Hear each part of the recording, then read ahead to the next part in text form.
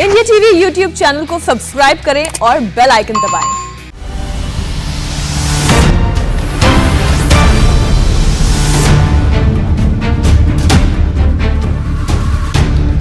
नमस्कार, आप देख रहे हैं इंडिया टीवी। आपके साथ मैं हूं मीनाक्षी जोशी। अब वक्त है सबसे बड़े चुनावी शो अब की बार किसकी सरकार का, जिसमें हम आपको दिखाते हैं उत्तर प्रदेश और पंजाब की सियासी खबरें। सबसे पहले आज की 3 बड़ी हेडलाइंस पर एक नजर डालते हैं। आज की 3 बड़ी खबरें कौन सी है? पहली बड़ी खबर, चन्नी पंजाब के नए कैप्टन। जी हां, इस वक्त ये पंजाब के नए कैप्टन यानी नए सरदार बन गए हैं चरणजीत सिंह चन्नी। अब से थोड़ी देर पहले उन्होंने मुख्यमंत्री पद की शपथ ली है। उनके साथ जज सिख सुखजिंदर सिंह रंधावा और हिंदू समुदाय से आने वाले ओम प्रकाश सोनी ने डिप्टी सीएम पद की शपथ ली। आज की दूसरी बड़ी खबर पर एक नजर डालिए। आज की दूसरी बड़ी खबर भी पंजाब से ही है। शपथ ग्रहण तो खत्म हो गया है, लेकिन नया झगड़ा शुरू हो गया है। झगड़ा क्या है? कांग्रेस के दिग्गज नेता सुनील जाखड़ ने हरीश रावत के उस बयान पर ऐतराज जताया है जिसमें उन्होंने 2022 का चुनाव सिद्धू के नेतृत्व में लड़ने की बात कही है। तो आज की दूसरी बड़ी खबर पर भी नजर डालेंगे, लेकिन आज की तीसरी बड़ी खबर, चन्नी जाएंगे, कैप्टन को मनाएंगे। जी हां, इस वक्त चरणजीत सिंह चन्नी के कैप्टन अमरिंदर से मिलने के लिए उनके फार्म हाउस जाने की खबर है। फार्म हाउस पर उन्हें इनवाइट किया गया है, उनसे मुलाकात होनी है। अब सवाल यह है कि क्या चन्नी के जाने से कैप्टन मान जाएंगे, इस पर भी रहेगी हमारी नजर। लेकिन सबसे पहले तो आज मुख्यमंत्री पद की शपथ चरणजीत सिंह चन्नी ने ले ली है। बड़ी इलेक्शन ब्रेकिंग ये, चरणजीत सिंह चन्नी ने पंजाब के नए मुख्यमंत्री के तौर पर शपथ ले ली। सुखजिंदर रंधावा और ओम प्रकाश सोनी ने उप मुख्यमंत्री पद की शपथ ली है। सुखजिंदर सिंह रंधावा और ओम प्रकाश सोनी पंजाब के उप मुख्यमंत्री बनाए गए हैं। राहुल गांधी भी शपथ ग्रहण समारोह में शामिल होने के लिए पहुंचे जरूर, लेकिन थोड़ी देरी से वो पहुंचे। तब तक शपथ ग्रहण समारोह तकरीबन खत्म होने के मुहाने पर था। और इस बीच एक बड़ी खबर उत्तर प्रदेश से, मायावती इस वक्त एक प्रेस कॉन्फ्रेंस को संबोधित कर रही हैं। आइए सुनते हैं उन्हें। सिंह चन्नी को सबसे पहले मैं हार्दिक बधाई एवं शुभकामनाएं देती हूं, लेकिन ये बेहतर होता कि यदि कांग्रेस पार्टी पहले ही इनको पूरे 5 वर्ष के लिए यहाँ का मुख्यमंत्री बना देती, किंतु अब कुछ ही समय के लिए इनको पंजाब का मुख्यमंत्री बनाना, तो इससे तो ये लगता है कि ये केवल इनका कोरा चुनावी हथकंडा है, इसके सिवाय कुछ भी नहीं है। साथ ही मीडिया के जरिए आज ही मुझे ये भी मालूम हुआ कि पंजाब में आगामी विधानसभा चुनाव इनके नेतृत्व में नहीं बल्कि गैर दलित के नेतृत्व में ही लड़ा जाएगा, जिससे भी ये साफ जाहिर हो जाता है कि कांग्रेस पार्टी का दलितों पर अभी तक भी पूरा भरोसा नहीं जमा है। किंतु इनके इस दोहरे चाल चरित्र व चेहरे आदि से वहाँ के खासकर दलित वर्ग के लोगों को ज़रूर सावधान रहना है। लेकिन इससे ये भी स्पष्ट है कि कांग्रेस पार्टी यहाँ अकाली दल व बीएसपी के बने गठबंधन से काफ़ी ज़्यादा घबराई हुई है। और मुझे ये पूरा भरोसा है कि पंजाब के दलित वर्ग के लोग भी इनके इस हथकंडे के बहकावे में कतई भी नहीं आने वाले हैं। वैसे तो सच्चाई ये है कि इनको व अन्य विरोधी पार्टियों को भी मुसीबत में ही या फिर मजबूरी में ही दलित वर्ग के लोग केवल इन्हें याद आते हैं, ये भी सर्वविदित है। जैसे आप लोग परम पूज्य बाबा साहब डॉक्टर अंबेडकर का ही उदाहरण लीजिए। तो यदि कांग्रेस पार्टी के पास जब अंग्रेज़ भारत को छोड़कर चले गए थे, हालांकि संविधान बनने की प्रक्रिया पहले ही शुरू हो गई थी, जब अंग्रेज़ रजाबंद हो गए थे कि हम भारत को आज़ाद कर देंगे, तो जब भारतीय संविधान को बनाने की बात आई तो उस समय यदि कांग्रेस पार्टी के पास पंडित जवाहरलाल नेहरू के पास एंड कंपनी के लोगों के पास यदि इनके पास बाबा साहब डॉक्टर अम्बेडकर से, बाबा साहब डॉक्टर भीमराव अम्बेडकर से ज़्यादा काबिल आदमी होता तो ये किसी भी कीमत पर बाबा साहब डॉक्टर अम्बेडकर को भारतीय संविधान को बनाने में उसमें शामिल उनको नहीं करते। और आज जो पूरे देश में दलितों को, आदिवासियों को, अन्य पिछड़े वर्गों के लोगों को जो कुछ भी उनको कानूनी अधिकार मिले हैं तो शायद वो भी नहीं मिलते। और इतना ही नहीं, आज जो पूरे देश में तो धार्मिक अल्पसंख्यक समाज में से खासकर मुस्लिम समाज के लोग जो थोड़े घने सुरक्षित हैं तो शायद ये भी नहीं होते, क्योंकि बाबा साहब डॉक्टर अम्बेडकर ने इस देश का संविधान किसी जाति और धर्म के आधार पर नहीं बल्कि धर्मनिरपेक्षता के आधार पर ही बनाया था। इतना ही नहीं तो ये भी मैं दलित वर्ग के लोगों को बताना चाहती हूँ।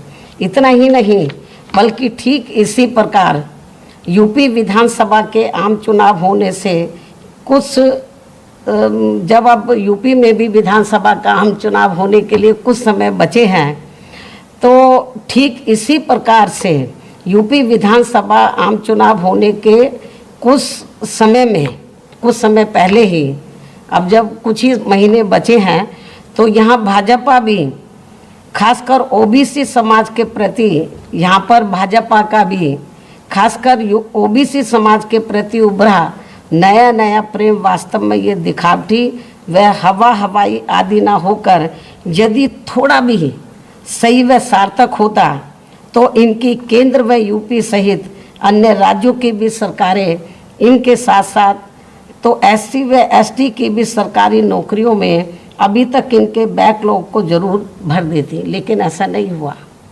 आज भी पूरे देश में चाहे एससी एसटी का मामला, ओबीसी का मामला है तो सरकारी नौकरियों में इनके पद अभी तक भी खाली पड़े हैं।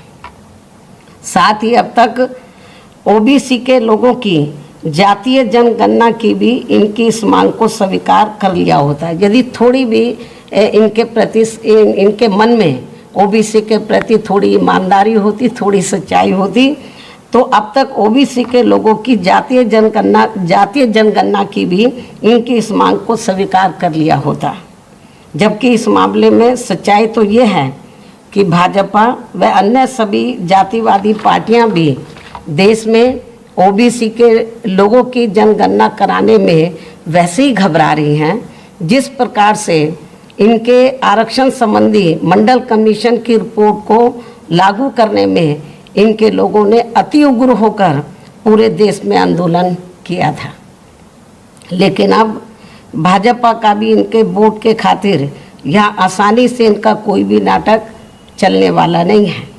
अर्थात अब इनकी काट की हांडी तो बार बार चढ़ने वाली नहीं है। मुझे पूरा भरोसा है कि पूरे देश में दलित वर्ग के लोगों के साथ साथ जो अति पिछड़े वर्ग के लोग भी हैं तो वो ना कांग्रेस के बहकावे में आने वाले, ना बीजेपी, ना अन्य किसी और पार्टी के, क्योंकि इनको ये बात अच्छी प्रकार से मालूम है कि इनको जो कुछ भी मिला है तो वो परम पूज्य बाबा साहब डॉक्टर भीमराव अम्बेडकर के प्रयासों से ही मिला है। तो आज जो भी कुछ इनको थोड़ा घना ये जो जातिवादी पार्टी हैं, चाहे कांग्रेस है, चाहे बीजेपी है या अन्य जो भी जातिवादी पार्टियां हैं, आज जो कुछ भी थोड़ा घना इनको दे रही हैं केवल वो अपने स्वार्थ में, अपने वोट के खातिर, ना कि इनके समाज के लोगों को अपने पैरों पर खड़ा करने के लिए दे रही हैं। तो इसलिए मुझे पूरा भरोसा है, चाहे यूपी में दलित व अति पिछड़े वर्ग के लोग हैं, चाहे पंजाब में या देश के अन्य किसी भी राज्य में, ये लोग अब जल्दी से इनके बहकावे में आने वाले नहीं हैं।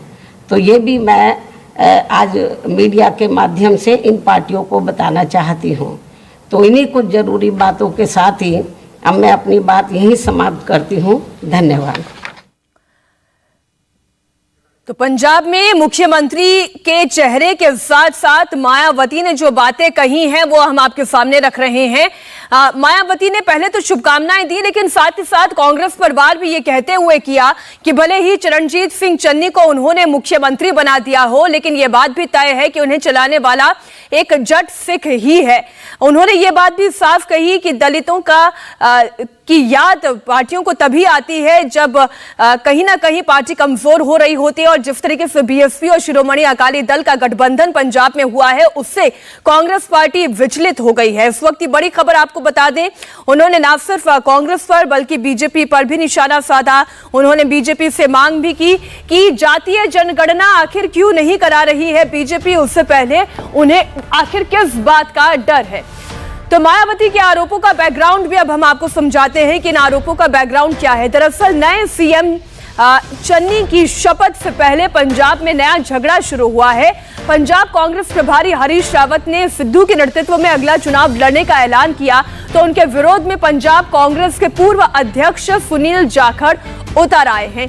अब आपको बताते हैं किसने क्या कहा। हरीश रावत ने कहा सीएम और मंत्री कांग्रेस कमेटी की अगुवाई में ही चुनाव लड़ेंगे, तो वहीं सुनील जाखड़ ने कहा सीएम की ताकत को कमजोर करने वाला ये बयान है। उन्होंने कहा सिद्धू पंजाब की सबसे लोकप्रिय चेहरा है। तो शपथ के दिन सुनील जाखड़ ने कहा इस तरीके का बयान, आखिर इसके पीछे मतलब क्या है।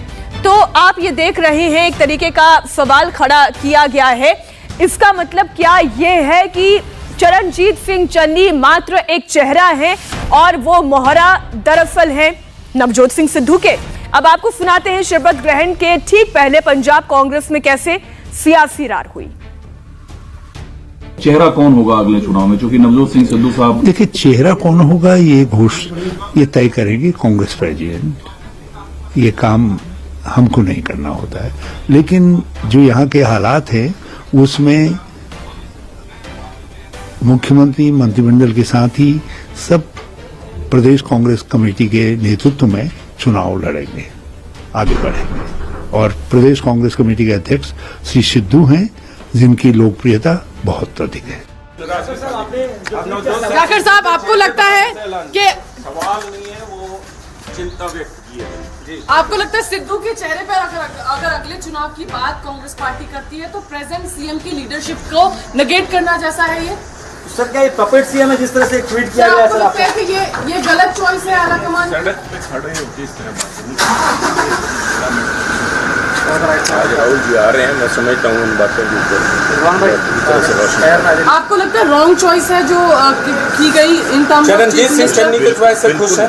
बिल्कुल नहीं Rahul, he has handled himself magnificently well as a CLP leader, और उनका काम बतौर टेक्निकल एजुकेशन मिनिस्टर के तौर पे शलाघाई हो रहा है। So why anybody should ask. आपको लगता है अगला चेहरा वही होना चाहिए 2022 में भी? अगला चेहरा जो होगा नहीं होगा वो प्रेरोगेटिव हाईकमांड का किया जा रहा है ना सर। तो आज अगर मुख्यमंत्री की पद पे बैठे हैं तो मैं समझता हूँ कि ये this is a natural outcome of this. तो आइए अब आपको समझाते हैं कि पंजाब का जाति फैक्टर क्या है, ये भी आपको समझना जरूरी है। आपको बताते हैं कि कौन से समुदाय की आबादी यहाँ पर कितने प्रतिशत है। और सबसे पहले बात करते हैं सिख समुदाय की आबादी की, जो सबसे बड़ी आबादी है पंजाब में। इसकी आबादी 58% है। इसमें अगर जट सिख की आबादी की बात की जाए तो 19% जट सिख हैं, और दलित आबादी की बात की जाए तो 32% दलित आबादी है। अब हिंदुओं की आबादी देखिए 38% है, और बाकी अन्य की बात हम करें तो 11% इनकी आबादी है। ऐसे में जाति फैक्टर के हिसाब से तो एक दलित चेहरा चुनना फायदे का सौदा हो सकता है। अब आप ये देखिए दलित फैक्टर क्यों अहम है, ये भी आपको समझाते हैं। पंजाब विधानसभा में कुल 117 सीटें हैं, जिनमें से 34 सीटें सुरक्षित हैं। अनुसूचित जाति के लिए ये सीटें सुरक्षित हैं। ये अब अगली तस्वीर हम आपको दिखाते हैं, आंकड़ों की जुबानी आपको समझाते हैं। और अब चरणजीत चन्नी जिस इलाके से आते हैं, जो मालवा रीजन की हम बात करते हैं, मालवा रीजन एक ऐसा रीजन है जहां पर दलितों की आबादी बड़ी संख्या में है, और ये वो रीजन है जहां से 40 सीटें पिछले विधानसभा चुनावों में कांग्रेस पार्टी जीत कर आई थी। अब आप ये अंदाजा लगाए, कांग्रेस पार्टी पहले से यहां पर मजबूत है, लेकिन आम आदमी पार्टी ने इसी इलाके से 18 सीटें जीती थी। अब आप ये समझिए कि शायद अपने विपक्षी दलों को काउंटर करने के लिए भी कांग्रेस कांग्रेस के लिए यह फैसला महत्वपूर्ण था। हरीश रावत के बयान पर बीजेपी ने भी इस बीच एक तंज कसा है। उन्होंने कहा कि पंजाब कांग्रेस ने दलित भाईचारे का अपमान किया, चरणजीत सिंह चन्नी को बलि का बकरा बनाया गया। 5 साल कैंडिडेट बनाने के लिए नवजोत सिंह सिद्धू का नाम आता है और कुछ महीनों की सरकार के लिए चरणजीत सिंह चन्नी का नाम क्यों? जाखड़ साहब का ट्वीट है तो ये दलित भाईचारे का पंजाब में अपमान है कि आप जब बलि का बकरा बनाने की बात है तो आप चरणजीत सिंह चन्नी को आगे करो 90 दिन के लिए, और जब 5 साल के मुख्यमंत्री का कैंडिडेट बनाने की, मैं नहीं मानता कांग्रेस की सरकार में, लेकिन कैंडिडेट बनाने की बात है तो नवजोत सिंह सिद्धू को आगे कर रहे हो। ये दलितों का अपमान भी है और जिसको आप शपथ दिला रहे हो उसका भी अपमान है। इसलिए कांग्रेस को अभी स्पष्ट करना चाहिए कि उनका विधानसभा के चुनाव में मुख्यमंत्री का उम्मीदवार कौन होगा। इस बीच प्रधानमंत्री नरेंद्र मोदी ने भी चरणजीत सिंह चन्नी को बधाई दी है। उन्होंने बधाई में क्या बातें कही हैं आपको बताएंगे। प्रधानमंत्री नरेंद्र मोदी ने पंजाब के नए मुख्यमंत्री चरणजीत सिंह चन्नी को ट्वीट करके बधाई दी है। पीएम मोदी ने लिखा, केंद्र सरकार पंजाब के लोगों की भलाई के लिए पंजाब सरकार के साथ मिलकर काम करती रहेगी। चरणजीत सिंह चन्नी की शपथ के बाद पंजाब में दलित वोट बैंक की राजनीति तेज हो गई है। मायावती ने किस तरह कांग्रेस पर बड़ा प्रहार किया बताएंगे आपको एक छोटे से ब्रेक के बाद।